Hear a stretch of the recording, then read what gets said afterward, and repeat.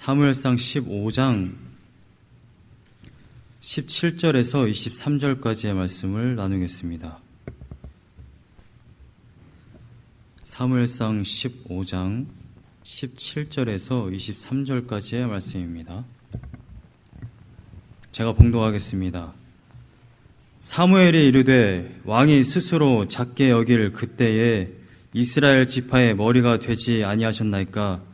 여호와께서 왕에게 기름을 부어 이스라엘 왕을 삼으시고 또 여호와께서 왕을 길로 보내시며 이르시기를 가서 죄인 아말렉 사람을 진멸하되 다 없어지기까지 치라 하셨거늘 어찌하여 왕이 여호와의 목소리를 청종하지 아니하고 탈취하기에만 급하여 여호와께서 악하게 여기시는 일을 행하였나이까?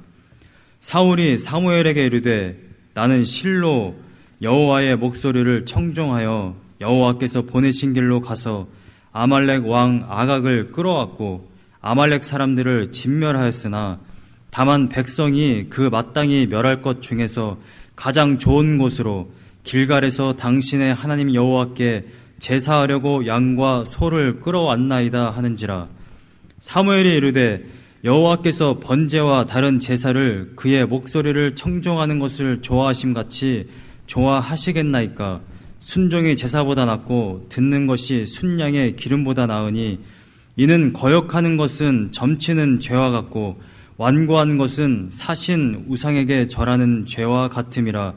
왕이 여호와의 말씀을 버렸으므로 여호와께서도 왕을 버려 왕이 되지 못하게 하셨나이다 하니. 아멘.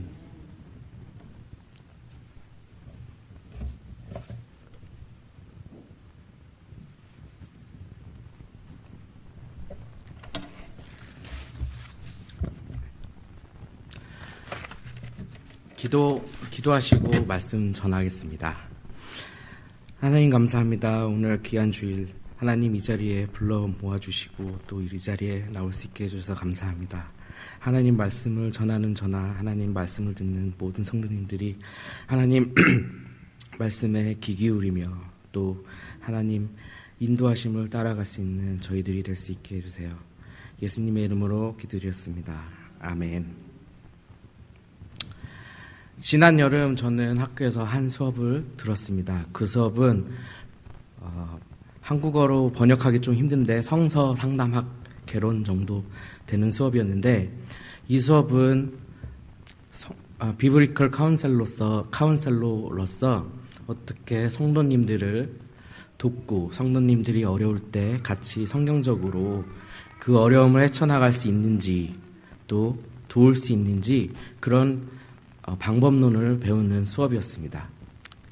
이 수업의 마지막 부분은 바로 성경 상담가로서 살아갈 때 자신이 가져야 할 자세와 또 고쳐야 할 것이 있다면 그것을 평가하고 그것을 하나님 앞에서 잘 빌드업할 수 있게 하는 보고서를 작성해내는 것이었습니다.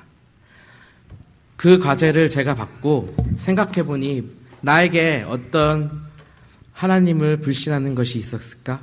혹은 어떤 것이 나를 더 어렵게 하고 무엇이 성경 상담가로서 혹은 목회자로서 사는데 장애물이 되는지 그리고 사역자로서 어떤 성령의 열매를 더 맺어가야 하는지 고민하게 되었습니다. 성령의 열매를 맺는 삶이 우리들의 삶일 텐데 나의 삶에 있어서 무엇이 그 성령의 열매를 맺게 하지 못하는가 이런 고민을 하던 중 저는 사무엘서를 묵상하고 읽을 수 있었습니다. 특히 이 사무엘서는 제가 성경 맨 앞에 있으면서도 모세오경과 더불어 가장 좋아하고 즐겨 읽던 책 중에 하나였습니다. 제 마음속으로 사무엘 안에 클라이막스를 뽑자면 제 개인적으로는 가장 흥미롭고 박진감 있던 스토리가 다윗과 골리앗의 싸움이었습니다. 이 부분에 대해서 한번 설교한 적도 있더라고요. 제가 찾아봤더니. 근데 그 부분보다 오늘은 이 부분을 더 선택하게 되었는데 특히 설교를 준비하면서 사무엘서를 읽다 보니, 그리고 사무엘서를 공부하다 보니 새로운 사실을 하나 깨닫게 되었습니다. 사무엘서는 바로 대립의 구조로 이것과 저것으로 되어 있다는 사실이었습니다. 먼저 성경 사무엘서는 한나와 분일라의 대결, 사무엘 1장 2장, 그리고 다음으로 사사인 사무엘과 엘리의 대결, 그리고 왕들의 대결, 사울과 다윗의 대결의 구도로 되어 있는데, 이 집단의 큰 특징은 바로 한 집단은 점점점 강해지고 성해지지만 한 집단은 점점점 무너져가고 하나님과 멀어져 가는 것이었습니다. 그렇다면 이 두 집단의 가장 큰 차이는 무엇일까요?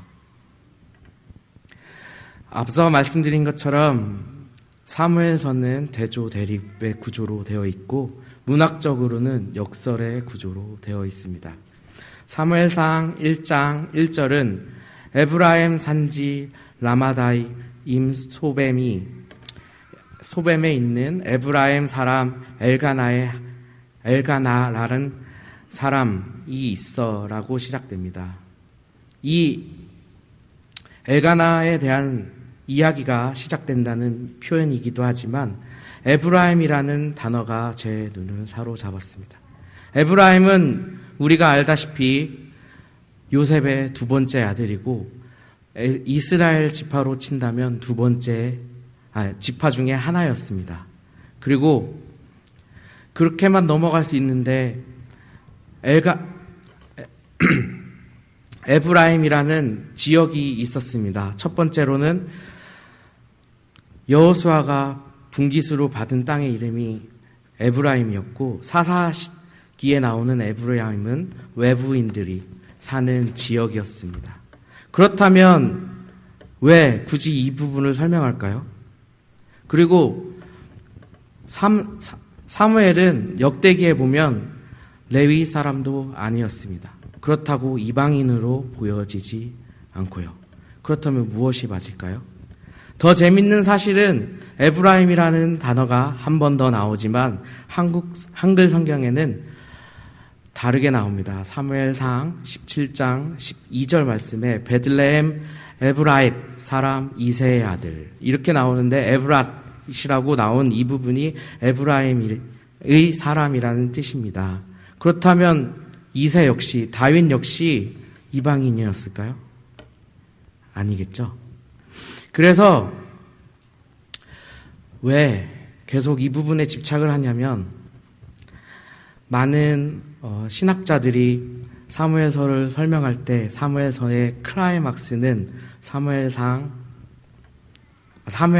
7장 8절에서 16절에 근거하여 다윗이 점점 왕권을 회복하고 다윗의 왕권이 이어질 것이고, 만약 다윗의 아들이 죄를 짓더라도 사울 왕과 같이 하지 않을 것이라고 하나님이 약속하는 장면입니다.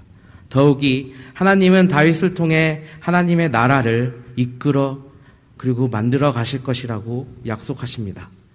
실제로 성경은 그 부분을 향해 달려갑니다. 우리가 잘 아시는 것처럼 예수님이 우리의 왕이 되십니다.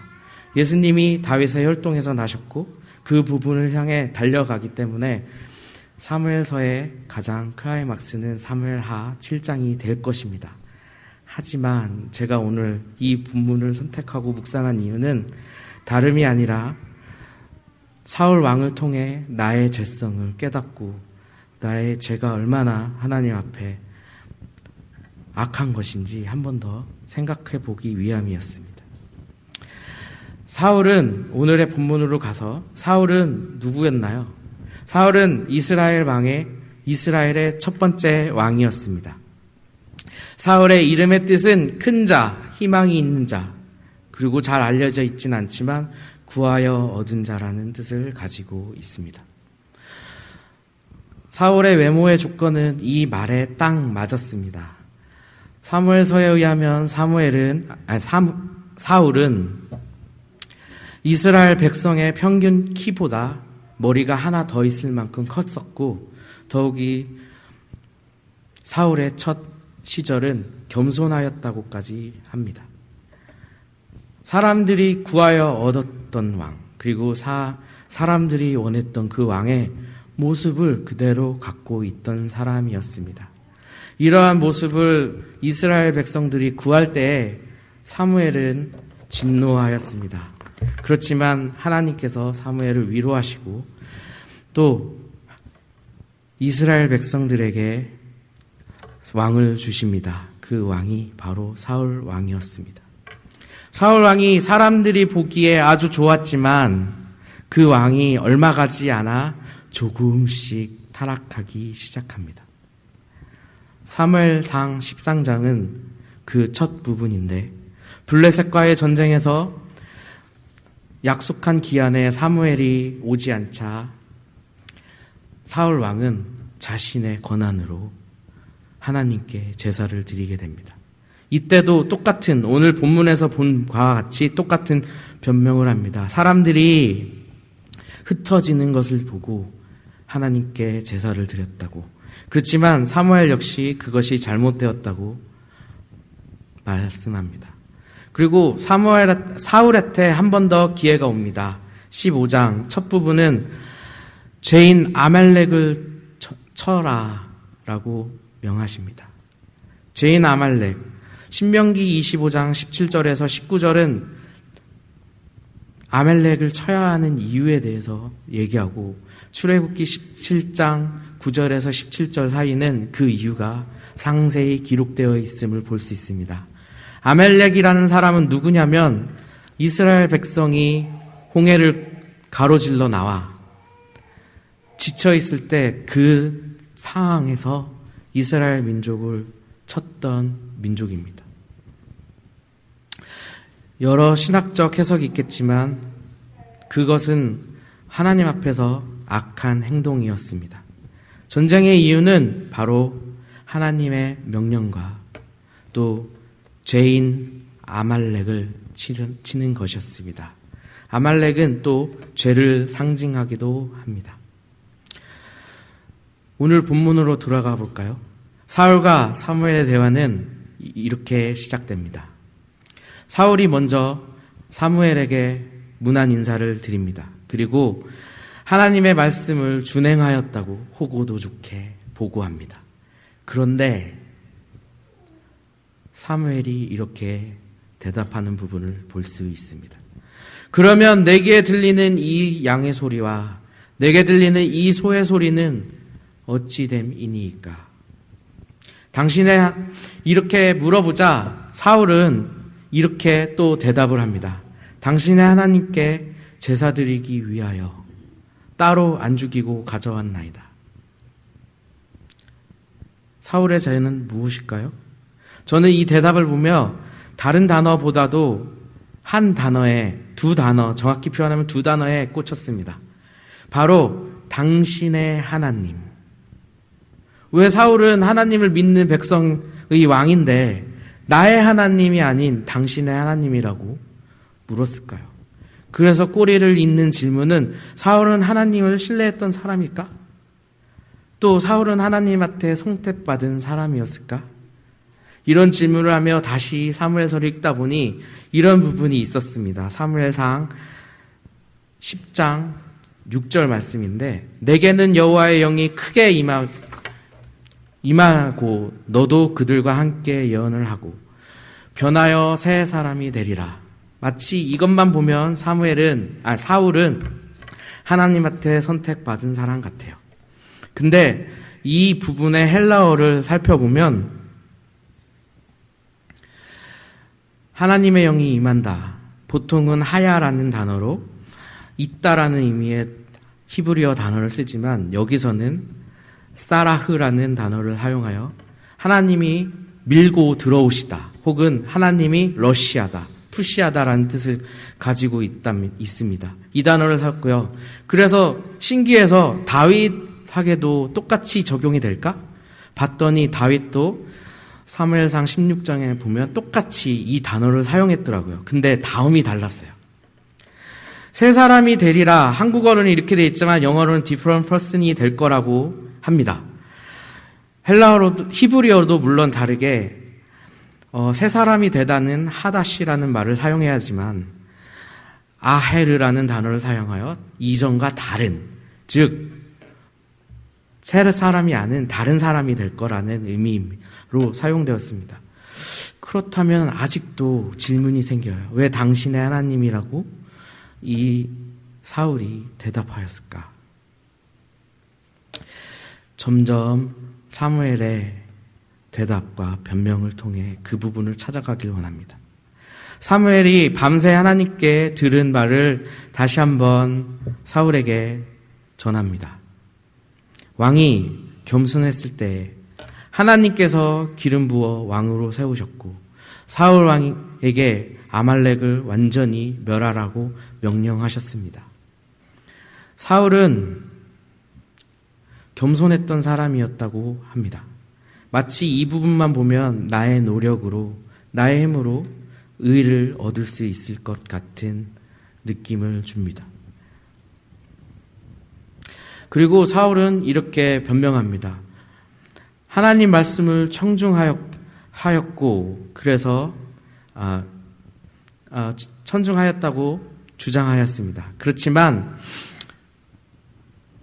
사무엘은 다시 한번 이렇게 지적합니다. 하나님의 말씀을 청중하지 아니하시며 탈취하기만 했고 그것을 즐겨했다고. 이것은 과연 무슨 뜻일까요?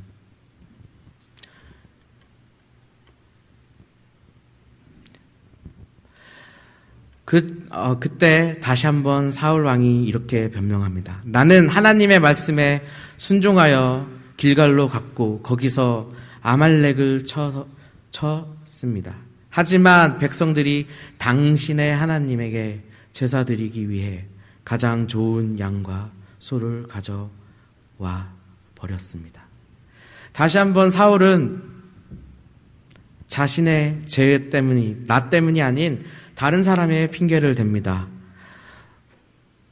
바로 백성들 때문에, 백성들의 눈에 들기 위해 그랬다고.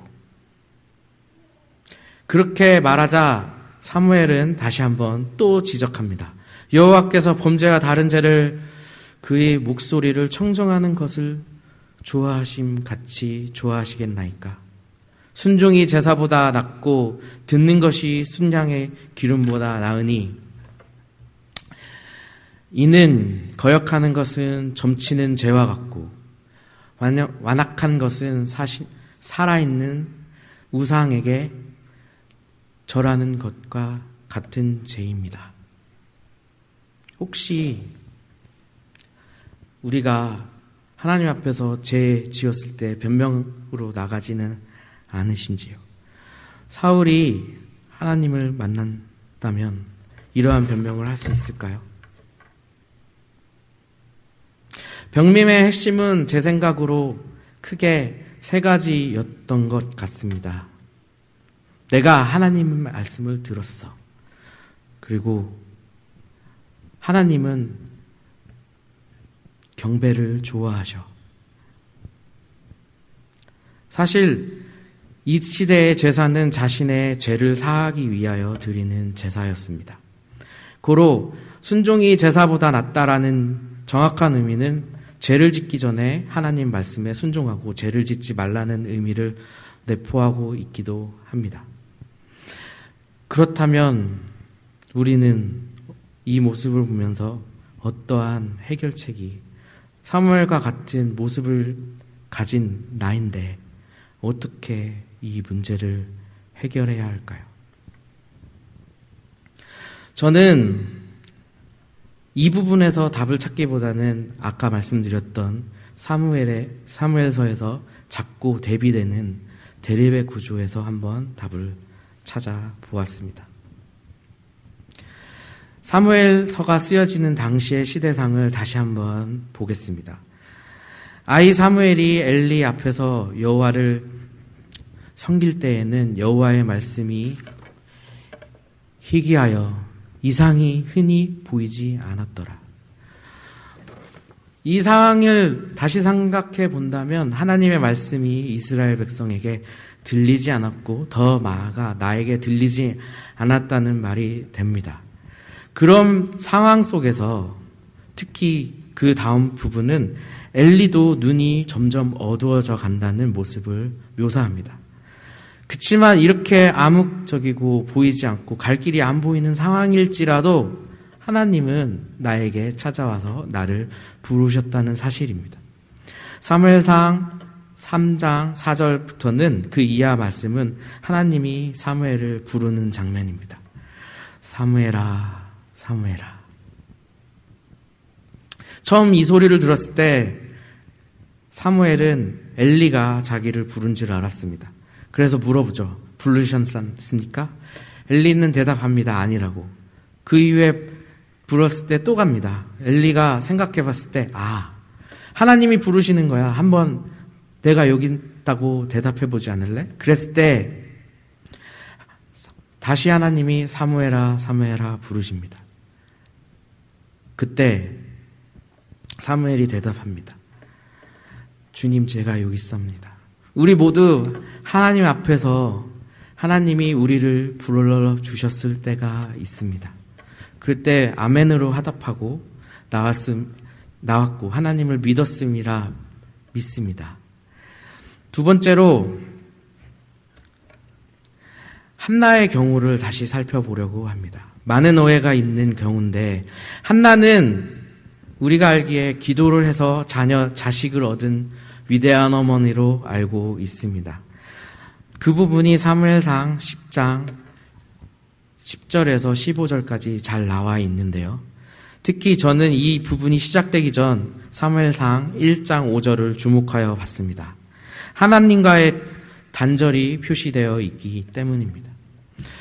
사무엘상 1장 5절의 첫 부분은 한나가 자기 남편에게 얼마나 사랑받았는지를 보여줍니다. 반면에 후반부는 하나님이 자녀를 주지 않았다는 표현을 합니다. 당시만 하여도 결혼한 여자가 아이를 못 갖는 경우는 하나님한테 저주를 받았거나 하나님이 축복을 내리지 않은 경우입니다. 그리고 본인이 죄를 지었을 경우이라고 생각하였습니다. 그래서 그런지 몰라도 한나의 마음은 많이 괴로웠습니다. 사무엘상 1장 10절은 얼마나 괴로웠는지 울며 하나님께 기도했다고 나와 있습니다. 11절 말씀은 한나의 기도를 조금 보여줍니다. 이 부분 때문에 서원기도 혹은 하나님과 딜을 함으로써 내가 원하는 것을 얻을 수 있을 거야 라는 많은 오해를 할 수 있지만 사실 그 기도가 아니었습니다. 그의 평생에 그를 여호와께 드리고 그 이후에는 삭도를 대지 않을 것이라는 말씀을 하지만 그 자녀 교육에 있어서 방임을 할 것을 얘기하는 것이 아니라 자녀조차도 하나님 안에 있고 그거조차도 하나님의 주권을 인정하며 나가는 한나의 고백이었습니다. 15절은 어떻게 표현하나요? 심령이 괴로워. 그것이 곧 애통하는 자의 기도였습니다. 기도는 나의 모든 것을 하나님께 아뢰는 것에서 시작합니다. 내가 원하는 것 혹은 내가 하고 싶은 것을 하나님께 아뢰는 것이 아니라 나의 상태가 이러고 그리고 그 기도를 하나님이 듣고 응답하실 것을 믿기 때문에 우리가 하는 기도입니다. 이 부분을 보며 한 가지 떠올랐던 사건이 있습니다. 10여 년 전 미국 처음 유학을 올 때 미 대사관에 가서 유학 비자를 받았어야만 했습니다. 그때 대전에서부터 아빠와 함께 서울에 올라가서 택시를 타고 미 대사관에 가던 길이었습니다. 근데 지금도 기억나는 것이 그 안에서 아버지가 하시는 하나님께 드리는 기도였습니다. 저는 무엇을 기도했는지 혹은 유학 비자가 잘 돼서 하나님 미국 가게 해주세요 했는지 아니면 자녀를 하나님한테 드립니다 이런 기도를 했는지 모르겠지만 어떠한 순간에서도 하나님께 기도할 수 있는 것, 그것이 생각이 났습니다. 우리의 특권, 믿는 자들의 특권은 기도할 수 있는 것이었습니다. 사울이 잊었던 것은 바로 이것이 아닐까요? 왜 사람들을 두려워했냐? 사람들을 볼 수밖에 없었던 것은 신뢰하고 믿고 의지할 곳이 하나님이 아니었기 때문입니다. 또 다른 세 번째 답을 찾아봅니다. 세 번째 답은 다윗의 경우로 찾아보는데 똑같이 다윗도 하나님 앞에서 죄를 집니다. 밧세바 사건, 그리고 밧세바의 아내 우리아를 죽인 사건, 더 나아가 다윗 후에 다윗 말년에 인구조사를 하는 사건까지. 그렇지만 그 순간순간마다 죄를 지은 다음에 하나님 앞에 꿇어 엎드려 자기의 죄를 고백했던 모습을 볼 수 있습니다. 그것이 하루아침에 과연 다윗이 그까지 갈 수 있었을까요? 아까 말씀드린 것처럼 다윗에게 하나님의 영이 임할 때도 하나님이 러시한다라는 똑같은 단어를 썼습니다. 하지만 다른 점은 그 이후에 다윗은 점점점 하나님을 경험하고 체험해 갑니다. 첫 번째로 사울 앞에서 사울에게 하나님의 영이 떠났을 때 사울은 악령에 시달리게 됩니다.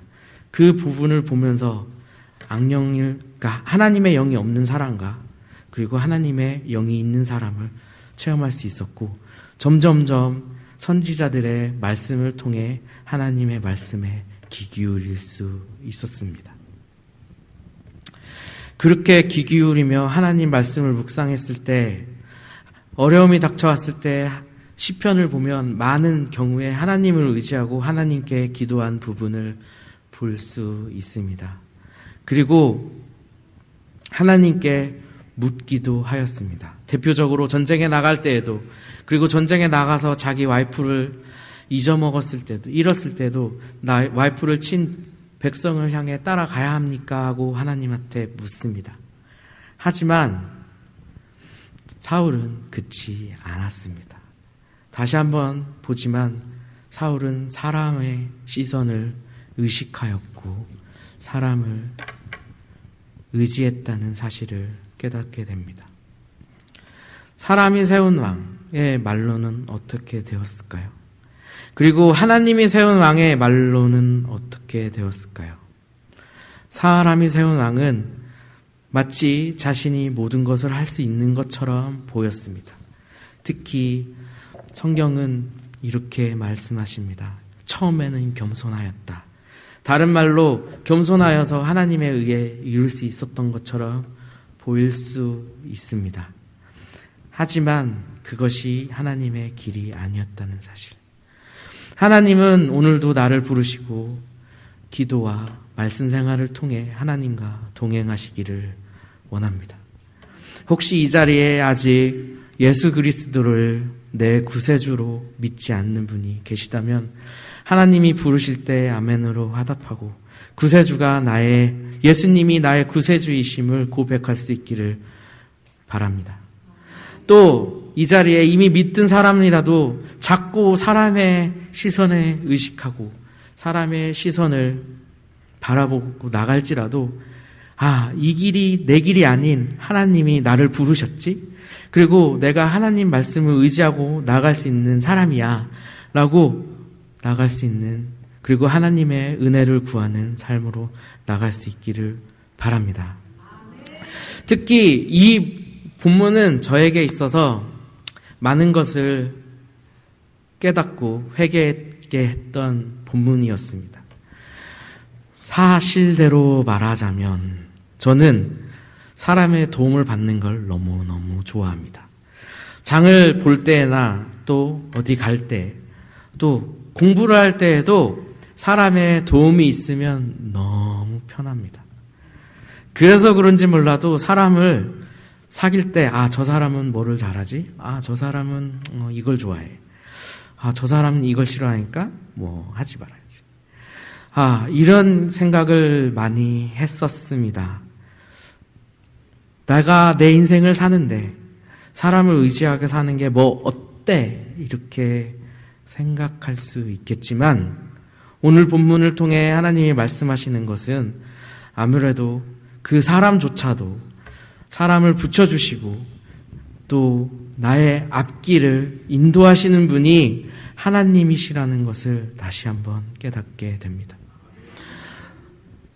사람을 점점 저는 의지하고 그 말씀에 따라가고 싶어요. 어쩌면 그게 사람의 말에 순종하는 것 같아요. 그지만 하나님은 오늘도 말씀하십니다. 순종이 제사보다 낫다고. 하나님, 그 길에 우리가 같이 사람을 의지하지 않고 나갈 수 있기를 바랍니다. 내가 의지하는 것, 내가 순종하는 것이 곧 행동으로 나오는 것입니다. 그래서 오늘도 다시 한번 저는 하나님의 은혜를 구할 수밖에 없습니다. 우리가 하나님의 인도하심을 믿을 때, 그리고 인도하심이 내 삶에서 나올 때 하나님의 말씀에 순종하고 나아갈 수 있게 됩니다. 다윗의 고백처럼, 그리고 다윗이 꿇어 엎드려 하나님을 구했던 것처럼 우리도 하나님께 꿇어 엎드려 나갈 수 있기를 바랍니다. 오늘 결단의 찬송으로 준비한 것은 사실 얼마 전 우리 한인 학생회에서 개강 예배 때 불렀던 찬양입니다. 별거 아니에요. 근데 이 가사를 가만히 보다 보니, 그리고 그 개강 예배를 준비하면서 파워포인트의 오타를 교정하기 위해 친구에게 부탁했었습니다. 근데 그 친구가 이 찬송 후렴을 보면서 그러는 거예요. 기쁘고 기쁜데 왜 하나님한테 복 달라고 뗐어? 그래서 한번 이 찬송가의 히스토리를 찾아보게 되었습니다. 이 찬송가의 작사가는 한 여인이었습니다. 1872년 6월 어느 날 가사 일을 하면서 Every hour I need you 라는 모든 순간마다 하나님이 필요했다는 사실 하나에 감격해서, 그리고 그 순간마다 하나님이 함께 하심에 감사해서 이 찬양을 지었다고 합니다. 그래서 후렴 아닌 첫 부분은 늘 하나님 필요하여 하나님 매 순간마다 함께 있어요. 그래서 내가 기쁘고 항상 기쁠 수밖에 없는 것 같습니다. 그래서 그것이 곧 내가 생각하는 복이 아닌 하나님이 주시는 평강과 복임을 깨닫게 됩니다. 함께 이 찬양 부르시며 나아갔으면 좋겠습니다.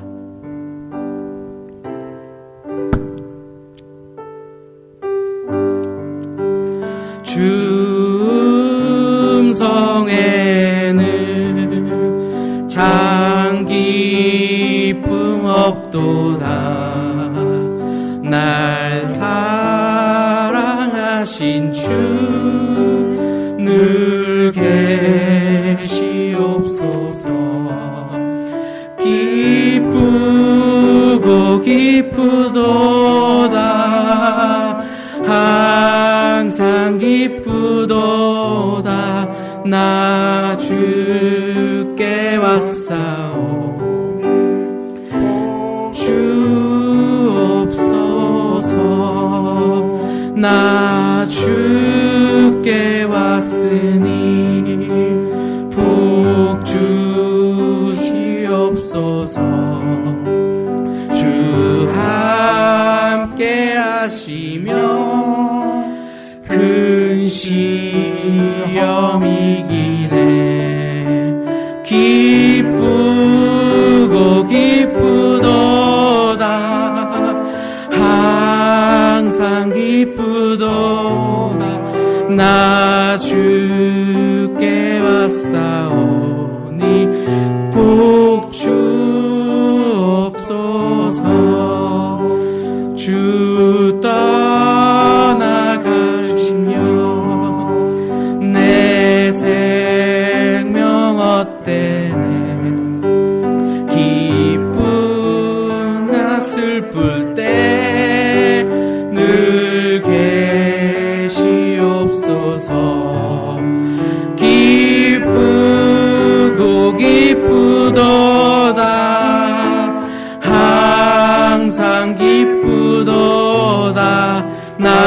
주께 왔사오니 복 주옵소서.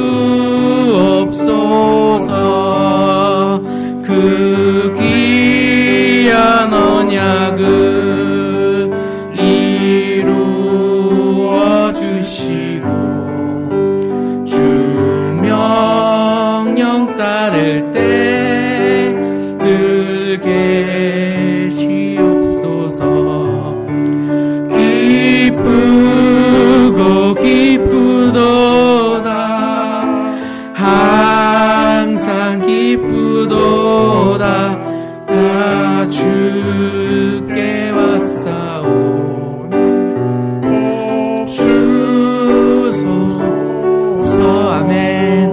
하나님, 나와 함께 있어서 감사합니다. 내가 비록 상황을 보고 사람을 보고 넘어질지라도 하나님을 붙잡을 수 있는 것까지도 하나님의 은혜임을 믿습니다. 하나님, 저는 연약해서 사울처럼 자꾸 사람들을 봅니다. 사람들이 무서워서 사람들의 말에 따릅니다. 하지만 그것이 가장 큰 죄임을 한 번 더 깨닫습니다. 하나님, 정말 그 사람을 안타까운 심령으로 바라보시고 또 믿는 자라면 하나님, 그 사람이 하나님이 그토록 사랑하는 자라고 생각할 수 있게 해주시고 그 사람 말에 우리가 따라가지 않게 하여 주시옵소서. 때로 하나님이 사람을 통해 말씀하시는 것도 압니다. 하나님, 그것을 잘 구별해서 순종할 수 있게 하시고 하나님, 넘어지지 않게 그리고 하나님만 붙들 수 있게 나갈 수 있게 기도하며 나갈 수 있기를 원합니다. 하나님, 이 자리에 나온 것도 나의 의지보다는 하나님이 부르셨기 때문에 그리고 하나님이 이끌어 주셨기 때문에 이 자리에 나왔음을 고백하며 기도합니다. 하나님, 함께 기도하며 하나님 더 붙잡고 나갈 수 있는 저희들이 될 수 있길 원합니다. 기도하시겠습니다. 하나님, 감사합니다. 하나님, 저는 점점 사람을 봅니다. 하나님을 보기보다는 사람을 봅니다. 하나님, 이것이 죄임을 깨닫습니다. 하나님 함께 하여 주시옵소서.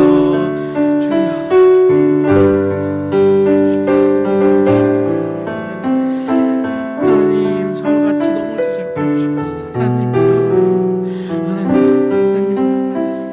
되지 않게 해주시고 하나님 세워가는 제가 될 수 있게 하여 주시옵소서. 주여, 하나님 이 자리에 함께 하여 주시옵소서. 함께 하여 주시옵시고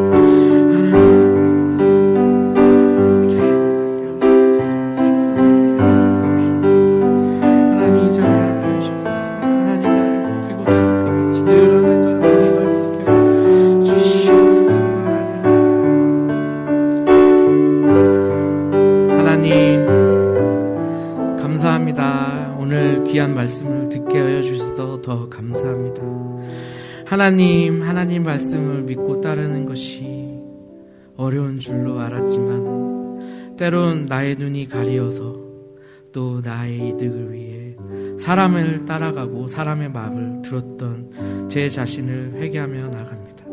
하나님, 진정 나를 이끌어 가시고 나의 인생을 책임지시고 함께 하실 분이 하나님이신데 왜 자꾸 저는 넘어지고 하나님 사람만 바라볼까요? 하나님, 다윗처럼 늘 하나님과 동행할 수 있게 해주시고 하나님 앞에 꿇어 엎드려 나갈 수 있는 제가 될 수 있게 하여 주시옵소서. 하나님, 나의 힘이 아니고 하나님 오직 하나님께 매여서 갈 수 있는 제가 될 수 있게 하여 주시옵소서. 예수님의 이름으로 기도드렸습니다.